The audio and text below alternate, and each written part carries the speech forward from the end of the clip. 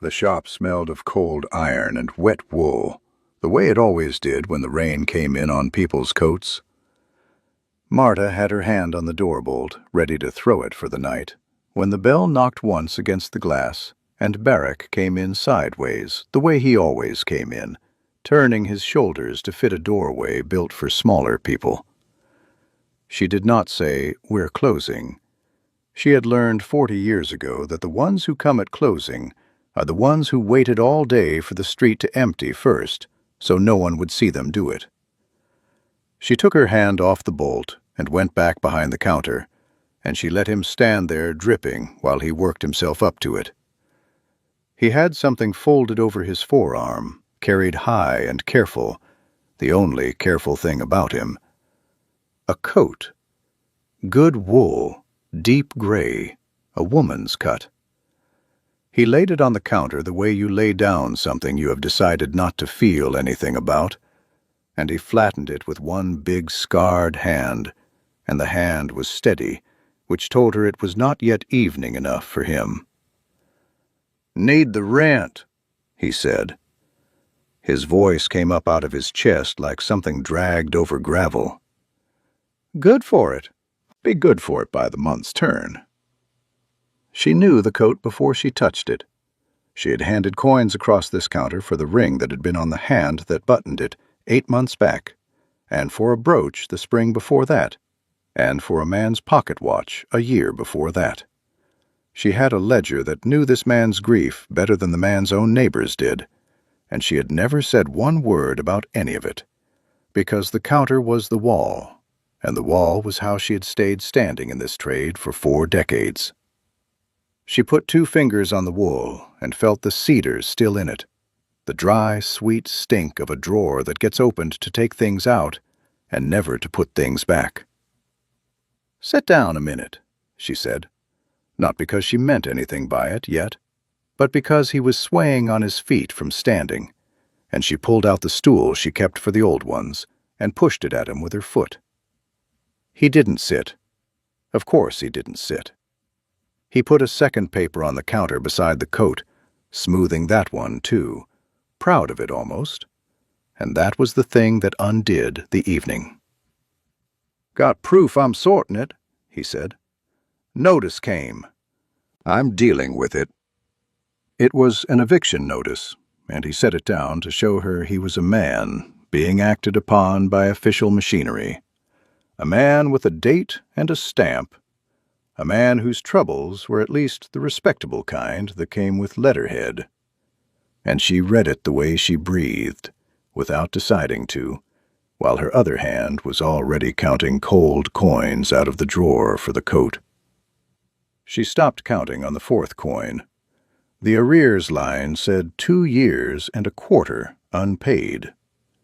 She knew this street. She knew what a 3rd-floor single room with a landing tap rented for, and the figure on the page was triple that. Run out over a span that would have put him on the pavement a year ago, if it were true. The served date was a Sunday. No clerk serves paper on a Sunday. The magistrate's office is shut, and the runners are home. And the stamp. She pushed her glasses up off the chain and bent her square, tired face down close to it, close enough that he shifted his weight, uneasy. A real magistrate's seal is pressed wet into the paper, and you can feel the bite of it with your thumbnail, a little crater. This one sat on top of the page, flat, even, the same gray as the type around it, printed. Someone had run the seal off a plate along with the words. And down in the corner, the agent's name in its little box, Calderis. She had seen that name twice. Once on Old Henning's papers, before Old Henning stopped coming in, and his shop 2 doors down went dark and got relet to strangers at a rent the strangers complained about. Once before that, a widow, the Pell woman, gone the same way. Both alone. Both, she understood now with a slow turning in her stomach. The kind of people who did not have anyone to read their mail. "Who served you this?" she said. "A man come to your door?" Slid under. He frowned at her, not following. Why? She laid the coin she was holding back in the drawer. She looked at the coat, folded with that one shred of care he had left in him, and she looked at the thing on the bootlace at his throat. A little carved animal, worn pale and smooth from a thumb that had gone over it 10,000 times, the only clean object on the whole of him. And she looked at his hands, the steady, mourning hands of a man who used to be trusted with weight over other men's heads. And she did the thing she had spent 40 years standing behind a counter precisely so she would never have to do. She slid the small stack of coins back across the wood toward him, and she folded her own fingers over the coat so he could not take it, and she said it plainly, the way you tell a man a fact and not a kindness, because kindness was the one thing she could see he would bolt from. "Keep your coins. I'm not taking the coat tonight." She tapped the notice once with her inked finger. "Because this is a lie. The whole thing's a forgery, and a cheap one, and I can prove every line of it false. But I can't do it with you the way you'll be in 3 hours. I need you here tomorrow, in the morning, sober. 1 sober morning. Can you give me that?" The shame came up his neck dark and fast, and his shoulders came in, and for a moment he was all the way back to the doorway in his mind, already gone. "I don't need—" He stopped, started again, harder. "You don't have to do anything for me. I came to sell a coat."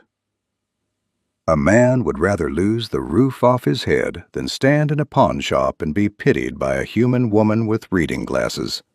And she watched him reach for the coat to take it, and the coins, both, and walk out into the rain and keep his shame intact. "It's not about you," she said, flat, and it stopped his hand.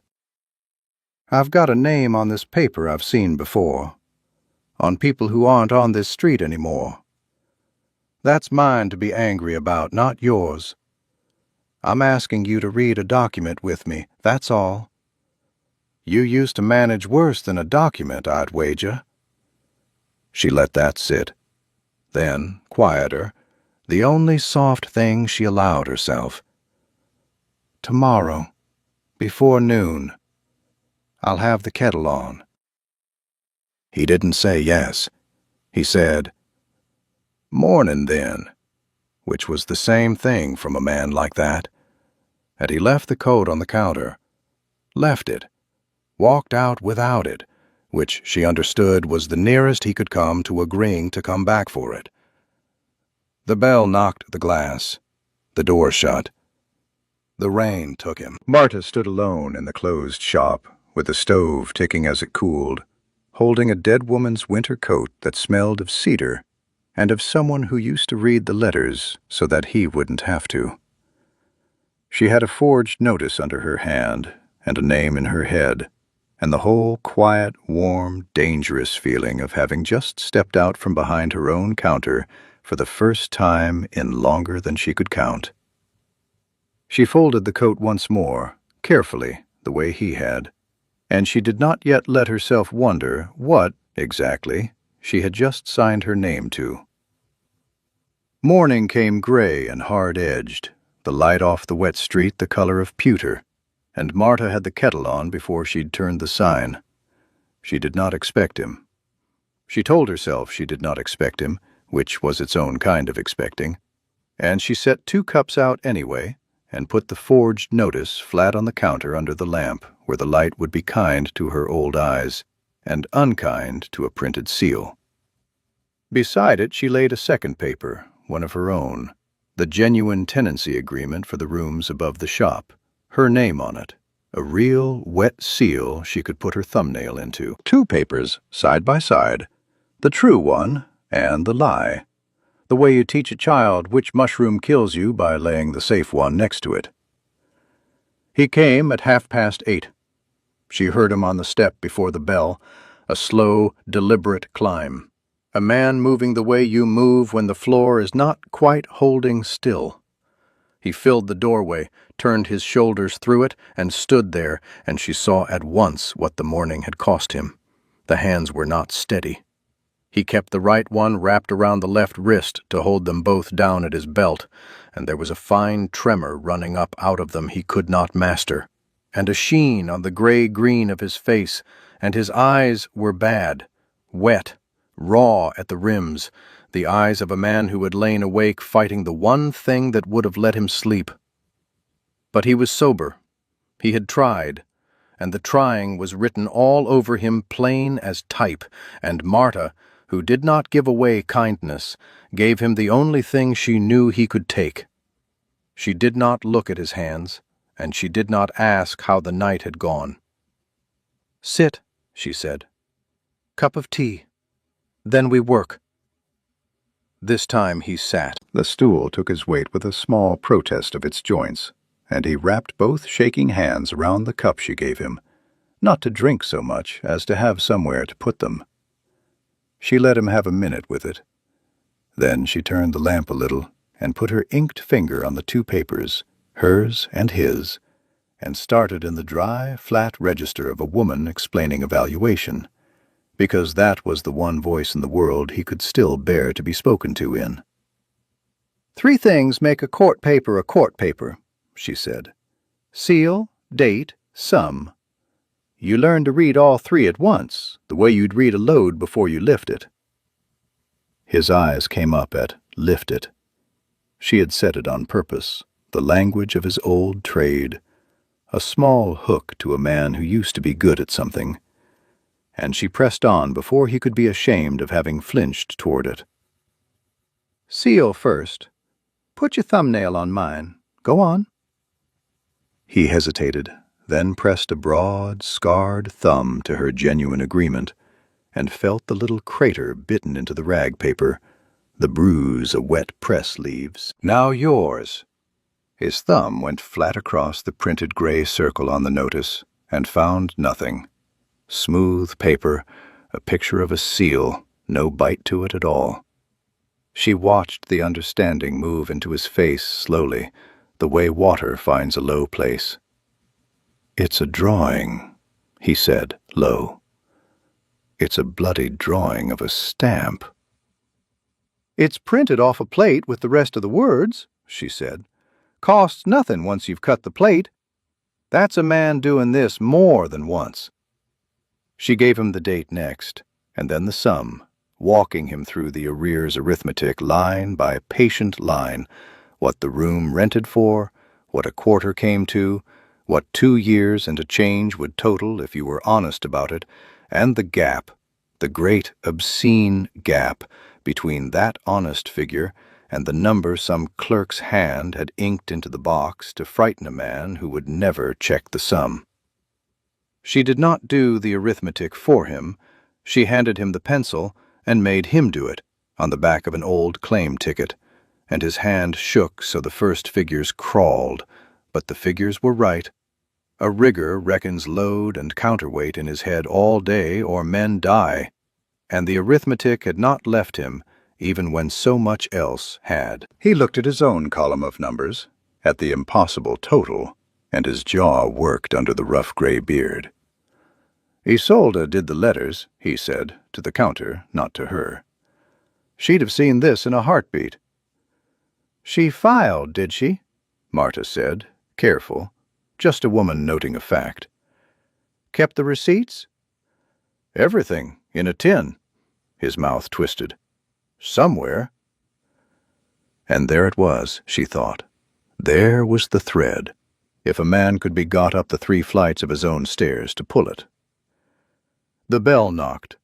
Marta's hand went toward the counter out of 40 years of reflex, but it was only old Shusk, small and round and unhurried, sage green under the wrapped cloth, 2 covered bowls balanced one on each broad, burn-scarred forearm.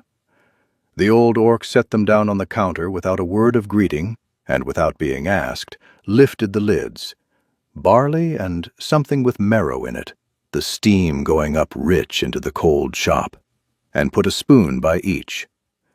Shusk looked at Bar, and at the papers, and at Marta, and the warm, unsurprised eyes rested on her a half-second longer than was idle. "Eat," Shusk said to Bar, as you'd say it to your own. "You're no use to the woman empty." Then to Marta, quieter, going for the door, "He eats better some mornings than others. I leave a bowl on his step." Have done. And out, the bell knocking the glass, gone back to the corner griddle, and Marta stood holding that small sentence, "I leave a bowl on his step, have done," and understood that this man she had quietly profited from for 2 years, this man the whole building called the drunk orc on the 3rd floor, had had exactly one person in the world keeping him alive by inches, and it had not been any of the ones who'd written him off, and it had not, until last night, been her. Bar ate. He ate the way starved, proud men eat, slow and resentful and grateful all at once, and the food put a little color back and steadied the worst of the tremor. And Marta turned back to the forged notice to give him the dignity of not being watched. And there in the agent's box at the foot of the page, her own eye snagged again on the name, Calderas. And this time, with the tin of receipts hanging unspoken in the air between them, and the bowls steaming, and the morning gone real and serious, she let herself follow it all the way down. 2 old tenants on this street, alone, no one to read their mail, gone, and the strangers in their rooms now paying triple. She had logged it without seeing it, the way she logged everything. She set down her pencil very quietly. It was not one frightened widower with a bad paper.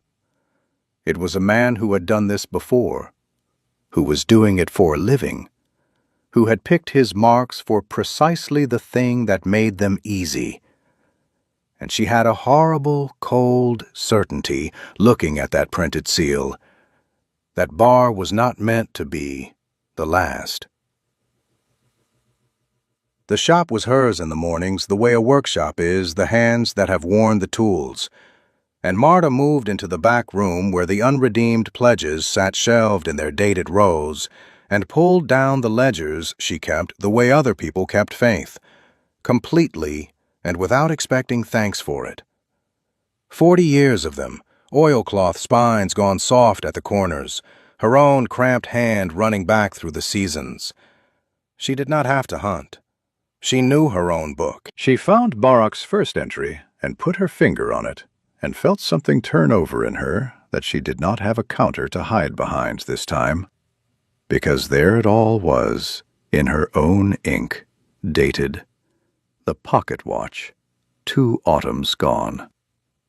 A man's ring the spring after, a woman's ring 8 months back. That one she remembered, the way he'd set it down and turned away while she weighed it. The brooch, a clock, and now the coat.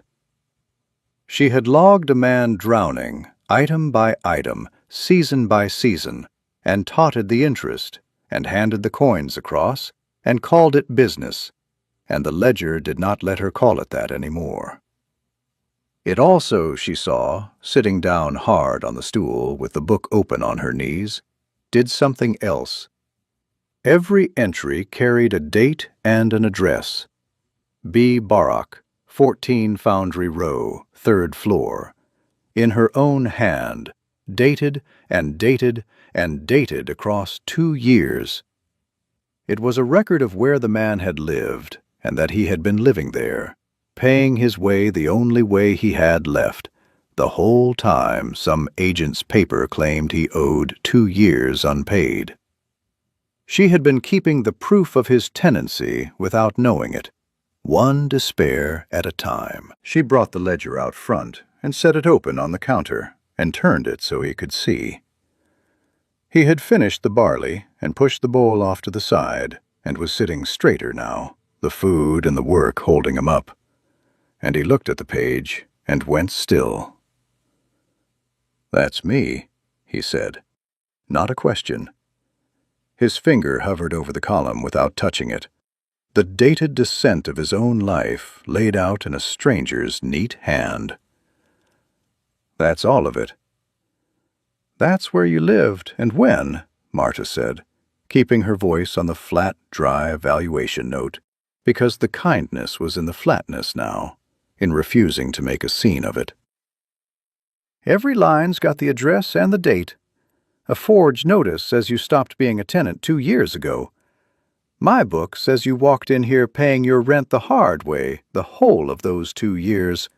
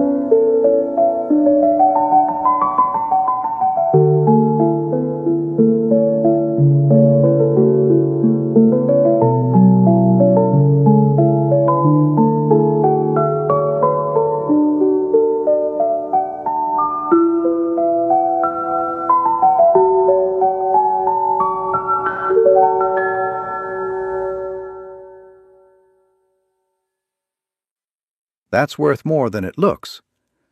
A magistrate's clerk doesn't care what a man feels. He cares what's written down, dated, by a hand that's got nothing to gain by lying. I've got nothing to gain. I gave you bad odds at the counter for 40 years. Nobody's going to think I invented a kindness. A grim flick at the corner of her mouth. My own reputation's the best witness you've got. He took that. She watched him take it. The bitter, funny truth of it. That the very coldness she'd hidden behind made her unimpeachable now, and something eased a degree in the set of his shoulders. And she started, out loud, to lay the scheme out the way she was building it in her head, not for him, almost, but to hear if it held. An agent with a cut plate and a printed seal, picking tenants the way you pick locks, by which ones are weak. Not the poor, the alone. The ones with no one to read the mail, no one to check a sum, no one to climb the stairs and ask how the night went. Serve a frightening paper, wait out the silence, clear the room, relet at triple to people who didn't know the last tenant's name. Henning, the Pell widow. Both gone quiet, both gone. "He's betting on the silence," she said. "He's betting nobody contests it because the people he picks have already stopped fighting everything. Grief does that. Drink does that. Being alone does that." She had not meant it to land on him. It landed on him. He was quiet a long moment, turning the little carved animal at his throat between two fingers, the worn, pale wood, and when he spoke, it came out of him low and flat and terrible in its plainness, a thing he had never said to a living soul because there had been no soul standing near enough to say it to. "I stopped opening them the week she went." He wasn't looking at Marta, he was looking at the ledger, at his own dated drowning. Isolde read the letters. 40 years she read them, paid them, kept the tin. I lifted things, and she kept the world square. Then she's in the ground a week, and the envelopes keep coming, same as ever, like nobody told them. His jaw worked. I put one on the table, couldn't open it. Her hands open the letters, see, not mine. So I put it on the table, and I had a drink instead. And then there was 2 on the table. And then there was... And you stop. You just stop. And the longer you don't open them, the worse whatever's inside gets. So the more you don't. He set the wooden animal back against his chest. "Easier to be the drunk on the 3rd floor. Drunk's a thing a man chooses. The other thing, you don't choose that." Marta did not comfort him. She had nothing in her that knew how, and a louder woman might have reached across and touched the scarred hand and made it about her own feelings, and Marta did the opposite, the only true thing she had. She picked up her pen. She drew a fresh ticket toward her, and she wrote, in her cramped, dated hand, the date at the top and then the fact beneath it. Tenant ceased opening correspondence following bereavement. Date. Wife deceased. Rent continued via pledged goods. This shop. See ledger. She read it back to him, level, and signed it, and blotted it, and laid it on the growing stack. "Now it's written down," she said. "A thing that's written down is a thing you can defend. A thing that's only felt, they can call you a liar over. They can't call a dated page a liar." He stared at the ticket, at his grief turned into evidence in a pawnbroker's hand, and something moved behind the bleary, sharp eyes that had been dead a long time. Not gratitude. He couldn't have borne gratitude. But the first, faint, dangerous thing under it. The look of a man who has just been handed back a tool he thought he'd lost the use of. The look of a man, for one morning, useful. Marta turned the ticket face down on the stack and reached for the next paper. And then her own hand stopped over it, because a cold thought had arrived fully formed and unwelcome. Her ledger proved where he'd lived. The forgery proved the scheme existed. But neither one was the document that killed the lie outright. Neither was the real tenancy agreement with its real sum, or the receipts in Isolde's tin that would show, to the penny, that this man was barely in arrears at all. And those were not in her shop. Those were 2 streets over and 3 floors up, in a cold, 1 room, somewhere in 2 years of envelopes, a grieving man had not been able to make his hands open. Including, she would have wagered the till on it, the very paper that would save him, sitting sealed in the drift the whole time. 3:25.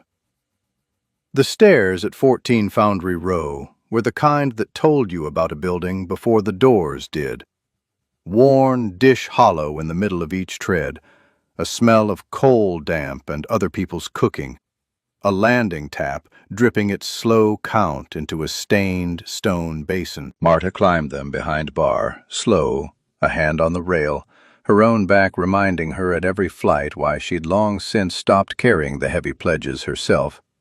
He went up ahead of her, not saying anything, and the silence got worse the higher they went, because she understood he was climbing toward the thing he had spent 2 years arranging never to look at with another person beside him. At the third-floor door he stopped with the key in his hand and didn't turn it, and she did him the courtesy of looking at the dripping tap instead of at his face while he found whatever it took to put the key in the lock. The room, when it opened, told the whole story in one breath, and Marta read it the way she read everything, without comment and without missing a line. One room, cold-floored, the window gray with the unwashed street. A stove gone long unlit, and the mail, that was the thing that stopped even her, a woman not easily stopped. It had not been thrown about, that would have been a different kind of man. It had been received. A drift of envelopes by the door where they'd come under it, then a heap on the table where he'd carried them and set them down meaning to, then more on the floor by a chair. 2 years of paper accumulating with the dumb patience of snow, sealed, every one of them, the white going gray with coal dust at the folds. A man could be buried by an unopened envelope. She had thought it a turn of phrase. Here was the literal drift of it, up over the table edge, and in the corner, apart from all of it, one clean place, a chair, a good chair, wiped, the dust kept off it, a folded shawl over its back, the color of dried lavender. He had let the whole room go under, and he had kept one chair clean. And Marta looked at the lavender shawl and then away from it fast, because that was not hers to look at. And she set her bag on the only clear corner of the table and said, in her flat, dry, working voice, "Right. We're looking for a tin, and we're looking for one paper. Let's open mail." They opened mail.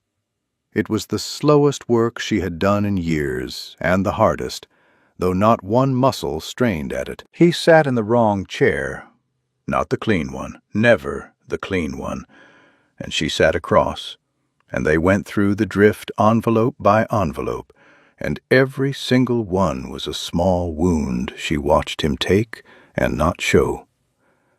A coal merchant's overdue account from a winter he didn't remember being cold in. A guild letter. "We note your absence." The labor guild that had once sent young men to learn from him, written off too.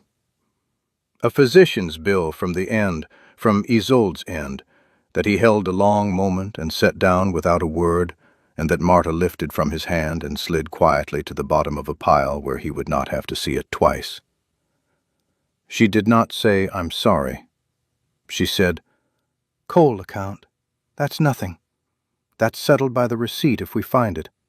And, "Guild, keep that. A guild standing's worth something to a clerk." Turning each grief into a category, a thing with a use, because that was the only mercy she had the hands for, and it happened to be the one he could take. The tin was under the clean chair. Of course it was. He had kept the dust off the one thing that was hers, and so the one thing of hers that mattered had stayed safe by accident under it. A flat biscuit tin, the paint worn off the lid, and inside, in a dead woman's neat, unhurried hand, the whole square world she had kept. Rent receipts, dated every quarter, folded in date order with a precision that made Marta's throat do something unfamiliar. And clipped behind them, the tenancy agreement itself, the real one, the true sum, a rent a third of what the forgery screamed, and a wet seal she could put her thumbnail into. Barr held the receipts in his big, scarred hands, and did not seem able to give them over, his thumb going across Isolde's handwriting the way it went across the wooden animal at his throat. "She wrote tidy," he said, rough. "Always on me to write tidy." "She's just won your case," Marta said, low, and meant it as the plainest fact, and watched it land on him as something larger. It was Marta who found the other three. Down near the bottom of the worst pile, the dust grayest, 3 envelopes of a different paper, a lighter hand on the front, and she had read the name in the corner before she'd decided to. Y. Barrock, and under it, a clerk's careful return address from across the city. 3 of them, sealed, unopened, the oldest gone soft at the corners with age. A daughter's hand. She knew it the instant she saw it because it was a tidier, younger cousin of the same hand on the receipts, the mother's tidiness passed down. She did not open them. She squared their edges with her thumb, 3 small, unopened things, and set them apart from all the rest, on the clean corner of the table by her bag, in their own small stack where they would not get lost in the evidence. Bar had gone very still across from her, watching her hands, and she felt him watching, and she did not look up. "Those aren't mine to open," she said. She kept her eyes on the squared edges. "And they're not evidence. They've got nothing to do with the agent or the sum, so they don't go in the case." She let that be clear first, that she wasn't taking them, wasn't using them, wasn't going to make him do anything about them. Then she said the rest of it, the only part she'd allow herself, flat as a line in a ledger and twice as heavy. "But somebody wrote them. 3 times. And kept writing after the first 2 went quiet."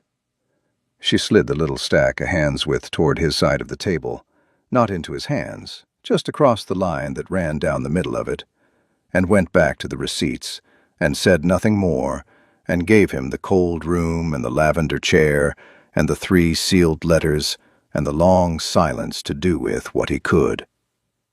Behind her the tap on the landing dripped its slow count, and Barrock sat with his dead wife's receipts in one hand and his living daughter's unopened letters a hand's width away from the other, and did not yet reach for them. But he did not push them back either, and Marta, packing the tin, marked that too, the way she marked everything. A thing not refused is not yet a thing accepted, but it is no longer a thing thrown away. The Pell widow took 3 days to find, because people who get cleared off a street do not leave a forwarding hand. That was the whole cruelty of it, that they were chosen for having nowhere the loss of them would echo. Marta worked it the way she worked a doubtful provenance, not asking after the woman by name, which shuts mouths, but asking the rag-and-bone man and the tram conductor and the woman who ran the wash-house the small, sideways questions that a pawnbroker is allowed to ask, until a thread led her to a charity dormitory the far side of the gasworks, a long hall of iron cots and other people's coughing, run by a lay sisterhood on a budget of pity.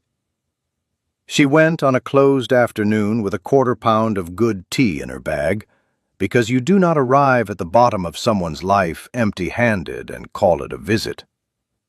The Pell woman was older than the dormitory and smaller than her chair, a human woman gone papery, and at first she would not talk. Why would she, to another well-fed person come to ask her questions?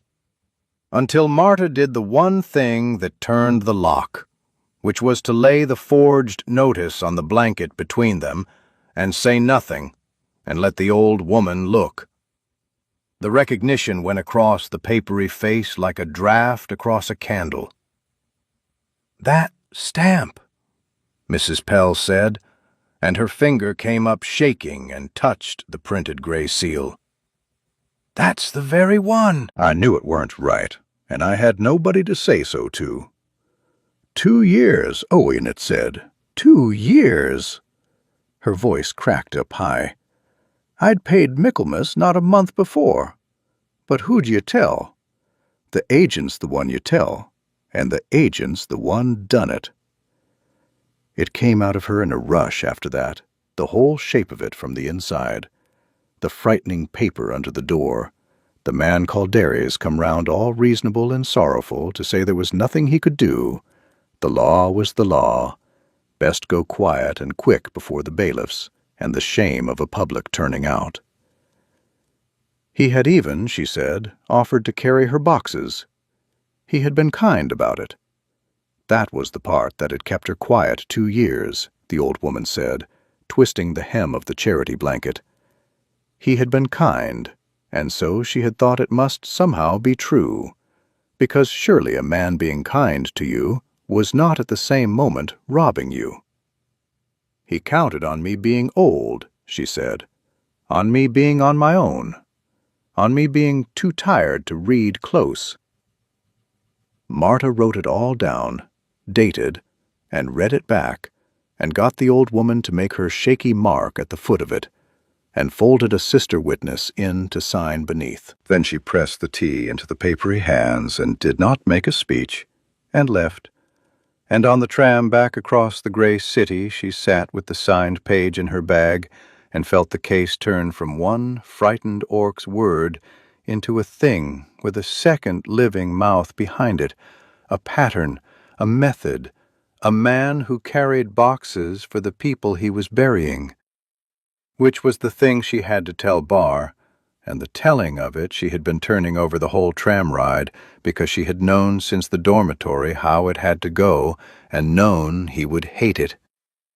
She told him that evening in the back room, the case papers stacked between them on the shelf ledge under the lamp. A second victim changed everything, she said. It was no longer his word against a respectable agent's. It was a scheme, with 2 named tenants and a third trying, all cleared by the same printed plate.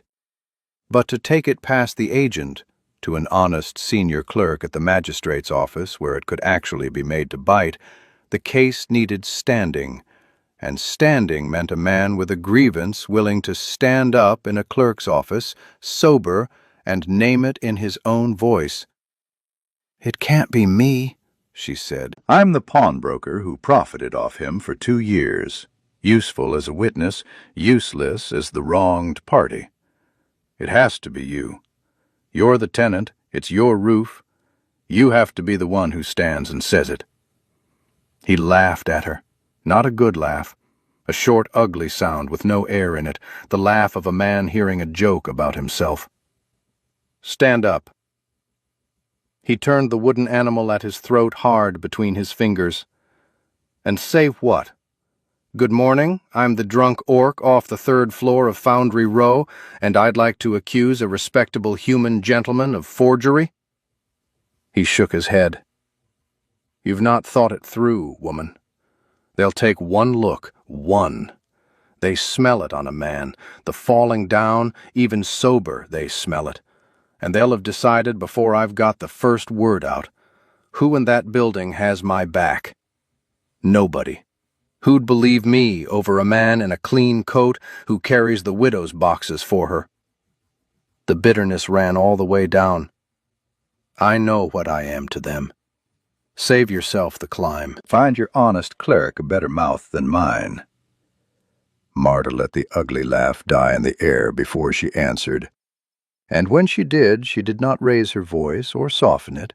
She just set the fact down between them flat and dated the way she set everything down, the hardest valuation she had ever made and the truest. "You're not a drunk." He looked up. "You're a widower who stopped opening his mail." She held his bleary, sharp eyes and did not let hers move. "There is a difference between those 2 men, and it is the whole difference in the world. And the agent built his entire trade on nobody bothering to see it. He needs you to be the drunk on the 3rd floor. The drunk loses his roof, and nobody climbs the stairs. The widower who stopped opening his mail She tapped the stack of dated papers, Isolde's receipts, her own ledger, the Pell woman's shaking mark. That man has a case, and a daughter, and a record, and a woman who'll stand behind the counter and swear to every line of his ledger. Tomorrow you're going to make a room full of clerks see which man you are. Not because I say so. Because it's written down now, and the writing's on your side for once. She turned back to her papers. Sober 3 mornings now, I make it. That's not nothing. That's the start of the harder thing. And she let him sit with it, and did not look to see his face do whatever it did, because some cracks a man should be allowed to take in private. But she heard him not leave, heard the stool take his weight again, heard him stay. And the not leaving was the first real fracture in 2 years of I know what I am, and they both knew it, and neither one named it, which was the only way it could have held. Have you ever done it? Taken a whole person and folded them down small enough to fit one word? Drunk, lazy, lost cause. Not my problem. It is the easiest thing in the world, and I have done it, and maybe you have too, because the one word weighs nothing, and the true word underneath, grieving, drowning, alone, was somebody's husband once. That one you'd have to bend down and pick up, and it's heavy. And once you've got it in your hands, you can't put it back down and walk on. That's the whole trick of it. The label's light precisely so you won't have to carry the person. If a story about a woman who picked up the heavy word instead is the kind you want to hear told all the way to the end, stay with me and tap the like and follow along so the next one finds you when it's ready. 3:27. Marta knew the woman on the step before she'd got the door open, because she'd been looking at the same features for a week in 3 different faces. The mother's finer line over the father's heavy frame, and the same small carved animal she'd seen at Bar's throat, only this one rode on a proper chain at the collarbone of a young woman dressed plain and respectable, a clerk's good dark coat, a clerk's careful knot of black hair, and a clerk's quick, guarded eyes that had already counted the bars on the window and the unredeemed pledges on the shelves, and priced the whole shop and its keeper before her hand left the door. Old Shusk had sent word across the city. Marta had guessed Shusk would, the moment the lockout talk started, because the one neighbor who'd never written Bar off was not going to let him be put on the street without the one person who shared his blood knowing of it. So she was not surprised. Yenna was. Yenna had come braced for a gutter and a bailiff, and had instead been pointed to a pawn shop, and now stood in it looking at a squat, gray human woman behind a counter, and clearly could not make the pieces fit into any picture but a bad one. "You're the one." It wasn't a greeting. "Shusk said a human woman had my father's papers, so—" Her eyes went to the back room, where the lamp was on and the stacks were laid out, and came back hard. "What's the angle?" She said it the way you'd say it to a card sharp. "He's got nothing left, I know that much. I know exactly what he's got left. I stopped being able to watch him hand it over piece by piece. So it's not money. Which means it's the flat, or it's his name on something, or it's—" She stopped herself, jaw tight. "Men your shop's kind go soft on a broken old orc for one reason, and it's never a kind one. What are you working him for?" It was, Marta thought, a fair accusation. It was the accusation she'd have made herself in the girl's boots. The only frame a person has for a pawnbroker bending down to a vulnerable old man is that someone's worked out a new way to take the last thing off him. She did not defend herself. Defending herself would have made it about her. And a defense is exactly what a swindler offers, smooth and ready. So she offered the opposite. Nothing. She did not say, "I want nothing," because the words were cheap, and the girl knew they were cheap. She turned instead and went into the back room, and came out with the case in her arms, and laid it on the counter between them, piece by dated piece, and let the paper do what paper did. The forged notice. Touch the seal. It's printed. Put your nail to it. Her own ledger. 2 years of the man's slow drowning, logged with the address on every line. Isolde's receipts in the dead tidy hand, the true sum, 1/3 of the lie. The Pell widow's shaking mark under a witnessed account of the same printed stamp. She set them down one at a time and named each in her flat valuation voice, and watched the girl's clerk-trained eye do to them exactly what a clerk's eye does: read for the catch, the angle, the place where the con would show, and find, line after dated line, no angle at all. Only a man being defended by people with nothing to gain. The fight didn't go out of Yenna all at once. It went out of her the way air goes out of a thing with a slow leak. A stiffness, easing she didn't want eased, because the suspicion had been holding something up, and without it she was just a daughter looking at proof her father had been paying his rent the hard way the whole 2 years she'd told herself he'd let everything rot. Her hand moved over Isolde's receipts and stopped. She kept these. Quiet. Mom kept these. In a tin, Marta said. Under the one clean chair. She watched that land and did not soften it, because the girl was a clerk, and clerks, like pawnbrokers, take the truth straighter than the comfort. Then Marta reached to the end of the counter, where she'd set them apart from all the evidence, in their own small, square stack, and she did not hand them over so much as turn them to face the girl. 3 envelopes, sealed, the lighter hand on the front, the oldest gone soft at the corners. Yenna went white under the gray-green. She knew her own writing. A person always knows their own writing, the way they know their own voice played back with a small horror. 3 letters, sealed. 2 years of he let everything rot, he wouldn't let me near. I gave up because there was no door left to knock on. And here were the doors she'd knocked on. 3 of them, sealed, unopened, kept, not thrown out, not burned, carried up the stairs and set down in the drift and never opened, by a man who couldn't make his hands open any envelope at all. Hers no more and no less than the coal merchant's, and that was somehow worse and better both at once. That her letters hadn't been refused, only buried under the same grief that buried everything, including him. He didn't. Her voice failed. She put a knuckle to her mouth. I thought he didn't want. I wrote 3 times and he never. He stopped opening all of it, Marta said, gentle as she got, which was not very, but true. The week your mother died.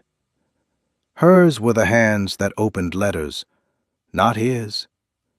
He told me himself, sat where you're standing. It wasn't yours he refused. It was the world. Yours just came in with the rest. And she let the girl stand there with her own sealed handwriting in her hand, and the leak finishing its slow work, the suspicion all out of her now, and only the harder thing left under it. She did not get to finish standing there. The bell knocked the glass hard, and it was a boy off the corner, Shusk's word runner, breathless from the stairs at Foundry Row, and the news came out of him in a tumble that turned the warm, lamplit room cold. Men had been round. Asking which floor.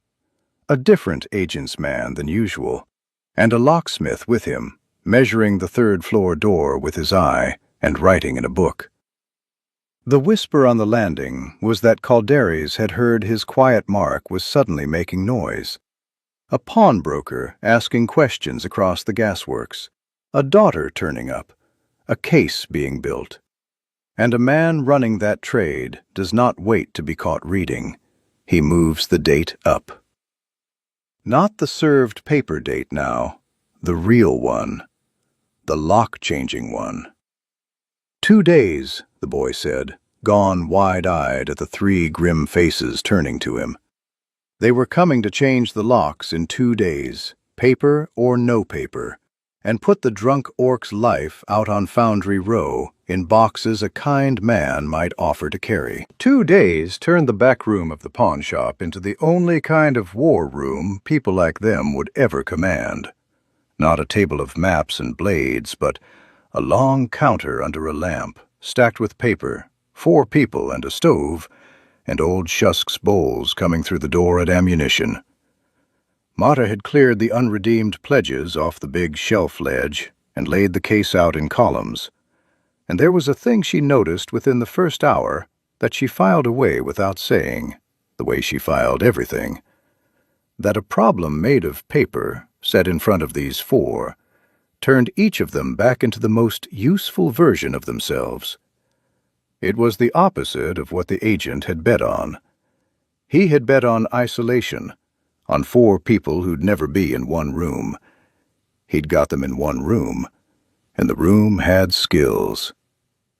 Bar was the surprise, though Marta had half seen it coming since the morning he did the arrears arithmetic with a shaking hand. Sober 3 days now, then 4. Mornings clear, the tremor down to almost nothing before noon. He turned out to carry inside him the thing 30 years of rigging puts in a man, and grief had only buried, not burned, an exact memory for dates and loads and sequence. A rigger who misremembers a number gets someone killed. The discipline had gone in deep, deeper than the drink had reached. Hand him back the dignity of being needed for it, and it came up out of him whole. He sat with Marta's ledger and Isolda's receipts and reconstructed 2 lost years of his own life out loud, quarter by quarter. That Michaelmas I pawned the watch because the receipt's short there, see. I'd have been a week behind, so the cash went to rent, not to... And he'd stop, and you'd watch him make himself keep going past the place it hurt, building the evidence of his own drowning into a dated wall no clerk could push over. "You've a head for it," Yenna said once, low, not looking up from her own column, and her father said, "Always did," gruff, and there was a whole estrangement's worth of weather in those 2 short exchanges, and Marta kept her eyes on her paper and let it pass. Yenna knew the magistrate's office from the inside, which was the piece none of the rest of them had.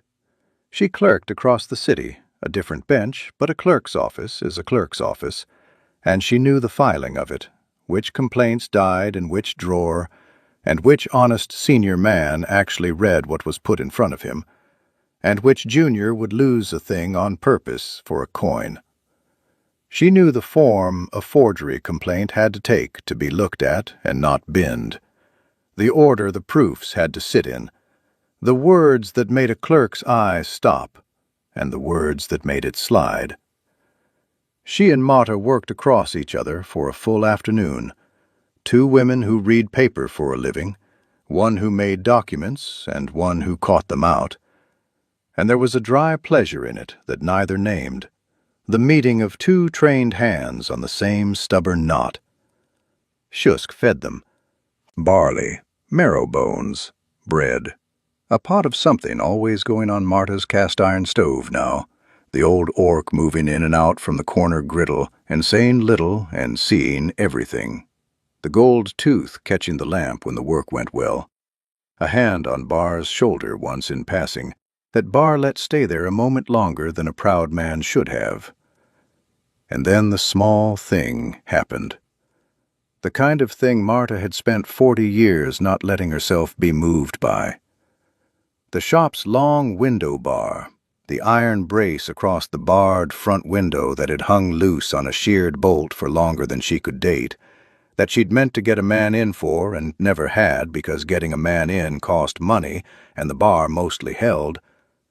Bar fixed it.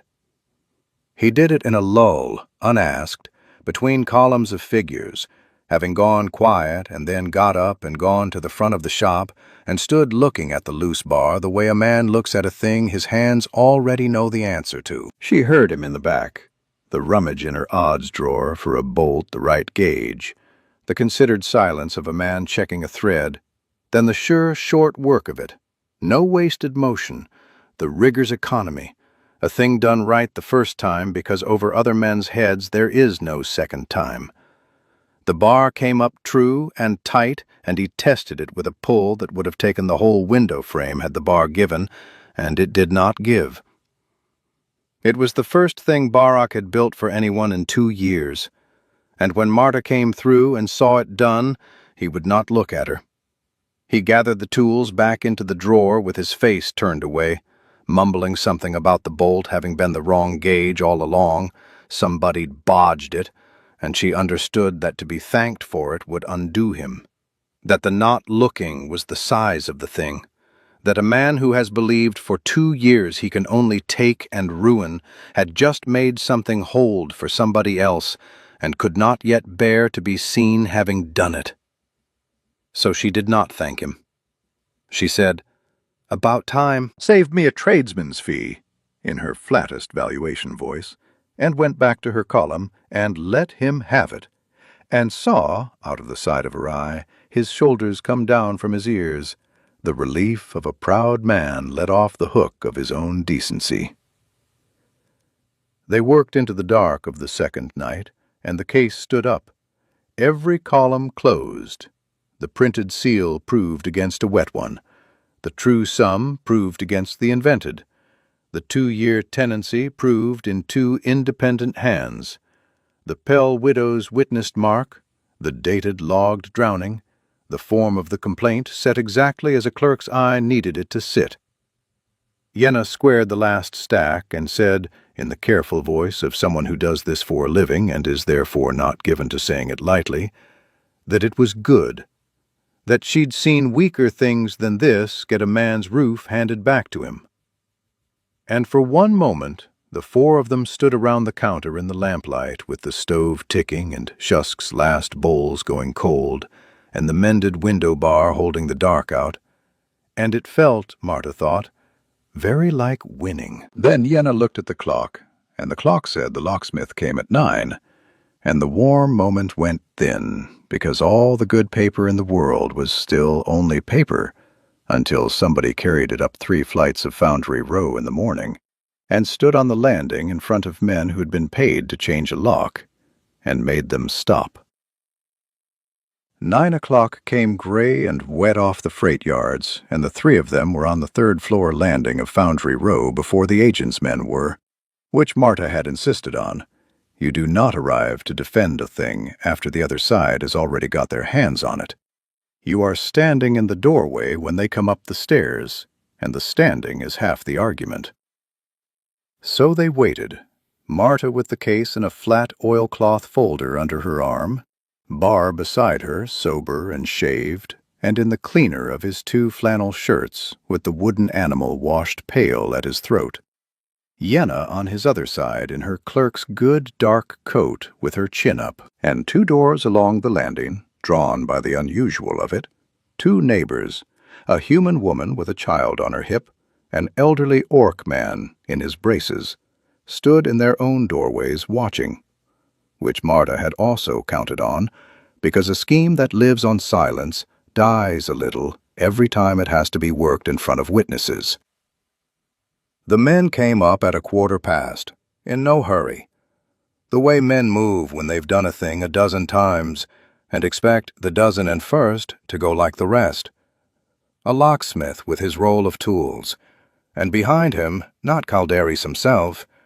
Calderis was far too careful to climb these stairs in person, but an agent's man with a folded paper and the bored face of someone paid not to think about it. He stopped 2 steps from the top when he saw 3 people in the doorway instead of a cowering drunk, and the boredom flickered. "Tenancy's terminated," he said, recovering, holding up the folded notice like a key. "Locks to be changed this morning, per the served notice." You'll want to clear the man's effects before. The served notice is a forgery. Marta said it flat and clear and pitched it just loud enough to carry to the 2 open doorways, and she did not raise the oilcloth folder yet, because you do not show the whole hand at once. Printed seal, not a wet one. Invented arrears. A served date that falls on a Sunday when no runner works. I can demonstrate every line of it false, here, on this landing, in front of your locksmith and these neighbors, or you can demonstrate it to a senior clerk at the magistrate's office, where this is going regardless. Your choice which? The agent's man's eyes went to her, to the folder, to the neighbors in their doorways, and the bored face was working now to stay bored. "I don't know anything about how the paper's drawn," he started. "Just here to change a lock. I know." Marta let a beat of the old pawnshop dryness into it. "You're paid to change a lock, not to be named in a fraud." Worth knowing the difference before you put your tool to that door.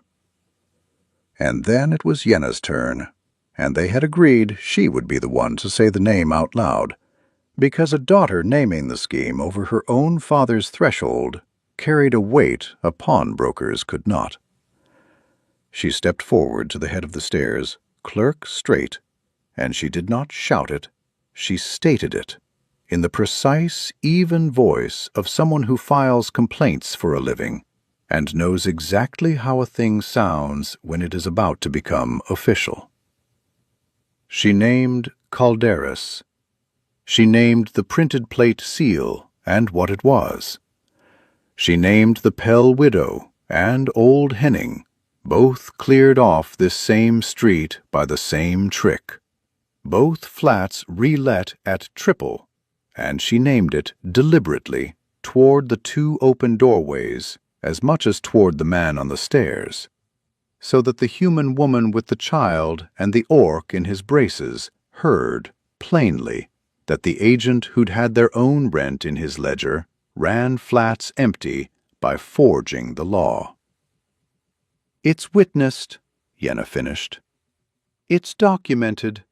It's already written up in the form a senior clerk reads." The only question this morning is whether your name goes into it as the man who changed the lock after he was told to his face it was fraud.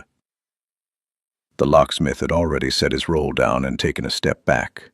The locksmith was a tradesman with a trade to protect, and no stake at all in some agent's scheme, and he wanted his name in nobody's complaint. The agent's man stood a moment longer with his folded forgery, doing the arithmetic men like him do fast, the only arithmetic he was good at, what he was being paid against what it was now going to cost, and the sum came out wrong for him with 2 neighbors watching and a clerk's daughter reciting filing forms at him. "This is between the tenant and Mr. Calderas," he said, which was a retreat dressed as a position, and Marta heard it for what it was. "Then take it back to Mr. Calderas," she said, "and tell him the 3rd floor reads its mail now." He went. The locksmith was already going, rolling his tools, half apologetic, and the 2 of them went down the dish-worn stairs and out, and the lock on Barr's door stayed his. It was not a triumph with any noise in it. Nobody cheered. The neighbors went back into their flats slowly, with a new and uncomfortable knowledge about the man who held their rent. Barr stood in his own doorway with his hand flat on the frame of the door that was still his, and breathed like a man who'd set down a load he hadn't known the weight of till it was off. And Yenna stood beside him, not quite touching his sleeve, and Marta tucked the oilcloth folder back under her arm, because the folder was the thing that had won, and the folder was going to be needed again. Paper had beaten paper. A lock had stayed unchanged because 4 people read closely what one man bet nobody would read at all. But Calderas himself was still down there somewhere in his clean coat, untouched. And now, a mark gone loud, a scheme named on a landing, a morning's easy money turned to nothing in front of witnesses. He was no longer merely a predator working in quiet. He was a man who'd been made to back down in public. And Marta, who had read a great many people across her counter, knew that such men do not go quietly off to find an easier street. They get angry first. The magistrate's clerk office smelled of sealing wax and old paper, and the particular cold of a room kept deliberately unwelcoming. And Marta had been in enough of them across 40 years to know that this was where the real reckoning of their kind of world happened. Not on a landing, not in a courtroom with anybody shouting, but at a tall desk where a senior man with ink-stained cuffs decided whether a stack of paper was worth his afternoon. His name was Aldous Wren, and Yenna had chosen him on purpose out of all the benches in the city. An honest senior clerk, old-fashioned, the kind who still put his thumbnail to a seal out of habit, the kind a forged stamp was an insult to. She had clerked near enough to know his reputation, and she had set the case in exactly the order his eye would want it. And that, Marta understood, watching the girl lay it out, was the whole quiet weapon. Not anger, not a blade. The right papers in the right order in front of the right man. It went thoroughly, and it went without drama, which was the satisfying thing. Wren did not exclaim. He read. He put his thumbnail to the printed seal on the forged notice and felt no crater, and made a small, dry sound in his throat that was worse for Calderas than any shout. He laid the false sum beside Isolde's receipts and did the arithmetic himself, in pencil, in the margin, the way Marta had made Barr do it, and arrived at the same obscene gap. He read the Pell widow's witnessed mark, and Marta's 2-year ledger with the address dated on every line, and Yenna's complaint set out in the form he read 100 of a week, and he asked exactly 3 questions, each one sharp and short, and each one already answered in the folder. And when he saw that it was already answered, something in his old face settled into a colder, more permanent attention. He had seen the agent's name before, it turned out, a complaint that had died in a junior's drawer a year back, the Pell matter, gone quiet because the Pell woman went quiet. Now here it was again with a second flat, a third attempt, a daughter, a pawnbroker's ledger, and a wet-sealed proof the man used a printed plate. A pattern, dated, in 3 hands. Wren closed the folder and set his palm flat on it, and said that he had what he needed. The undoing of Calderas was as procedural as the man's own scheme had been, which was the justice Marta could believe in. Not a fall, just a thorough accounting. The forged evictions were voided, all 3, Barr's and the 2 before. The vanished tenants would be traced, the Pell widow's mark had given Wren a thread to the dormitory, and old Henning would be looked for.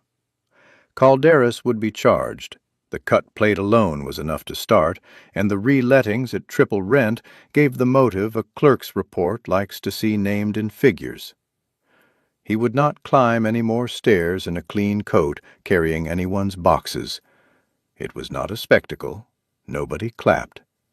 A senior clerk reached for a fresh form and began, in a careful hand, to write the thing down, dated, and Marta watched him do it and felt the whole shape of the story close with a click she found she could not have explained to anyone who hadn't spent a life with paper.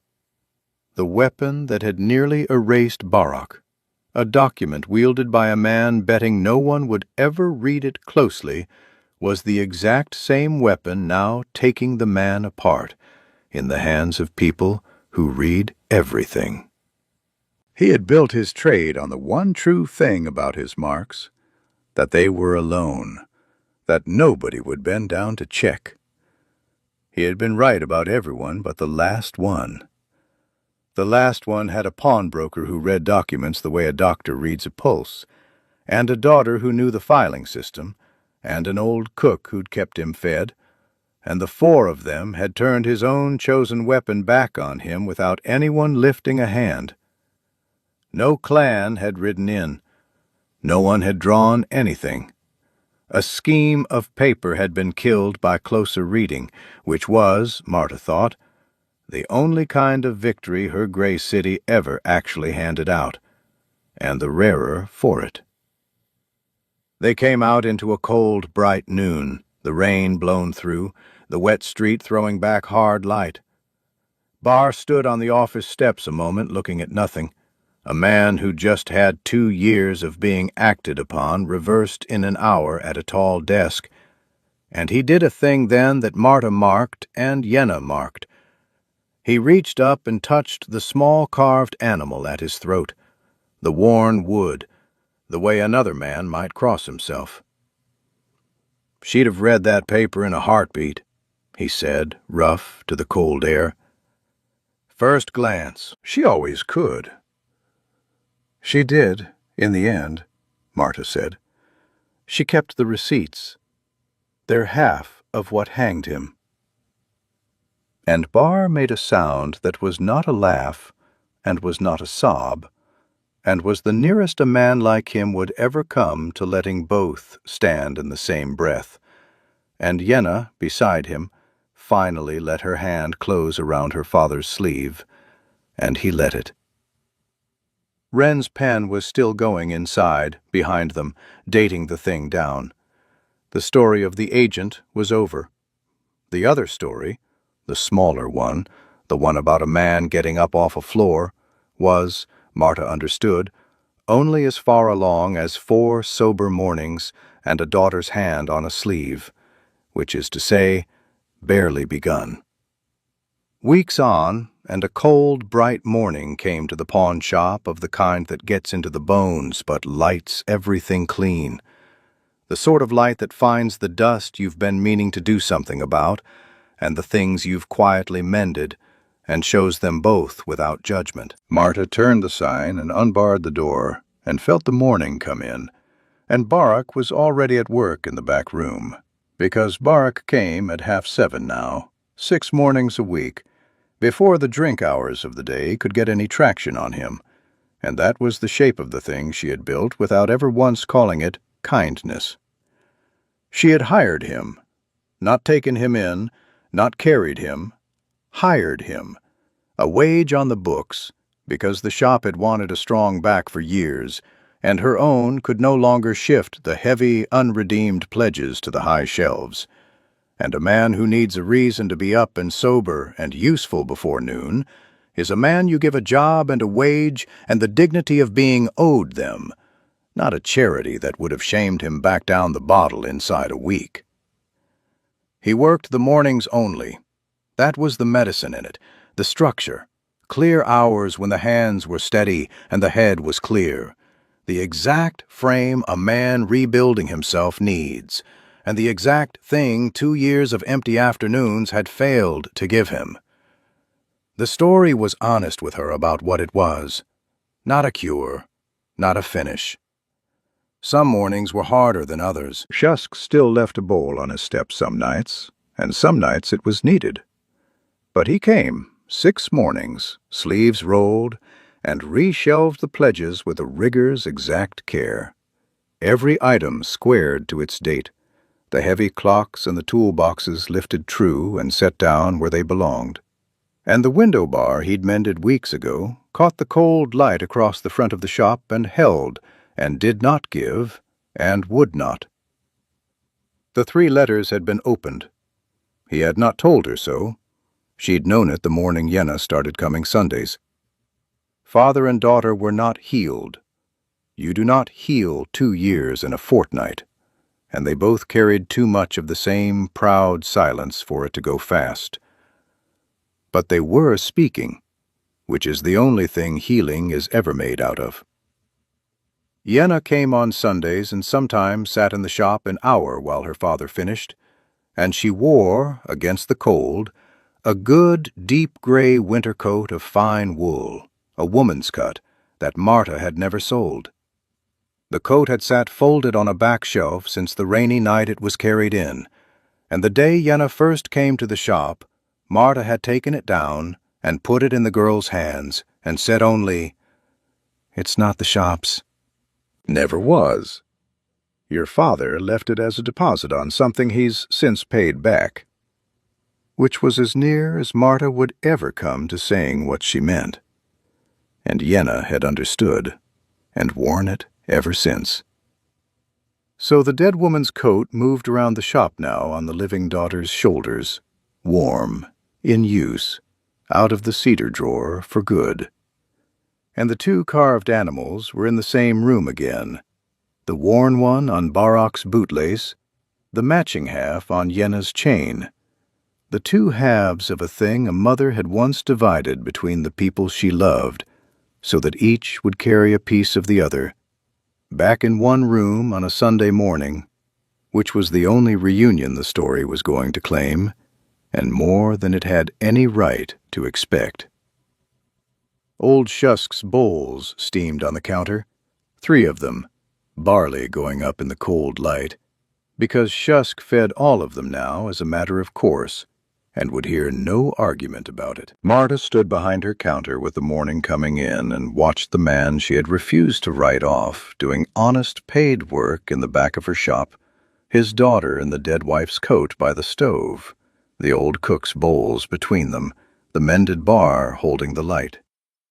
And she put her thumb, out of an old habit, to the steel wedding band she had worn 10 years past needing to, and noticed something she had not expected to notice in this life again. The counter she had stood behind for 40 years, the long wooden wall she had built between herself and every desperate person who came to it, the thing she had hidden behind so well and so long that she'd forgotten it was a choice. It did not feel like a wall this morning. It felt like a table. Just a table, with a stove and some bowls and the cold, bright light that 3 or 4 people happened to be standing around, the way people do. Here's the thing I keep turning over, now the telling's done. Marta nearly didn't read that notice. 40 years of teaching herself to keep the counter between her and everyone's worst week. 40 years of say nothing. Getting involved is how you end up holding someone's whole life. She could so easily have pushed the coins back, taken the coat, and let a forged paper put a grieving man on the street, and she'd have been within every rule she'd ever made for surviving her own trade. What turned it was small. She bent down and read the thing closely, when looking away was right there and aloud. That's all it ever is, with the people we've folded down into one easy word. Somebody bends down and actually reads them. So I'll leave you with the question this whole story was really asking. Who in your life have you stopped reading closely? Not stopped loving, stopped reading. Stopped looking past the one tired word to the heavier true one underneath. Maybe this is the week to bend down. If this story sat with you the way it sat with me, stay around, follow along, leave a like so the next one finds its way to you, and come back for the next, where somebody else, somewhere else, decides not to look away. Mind how you go.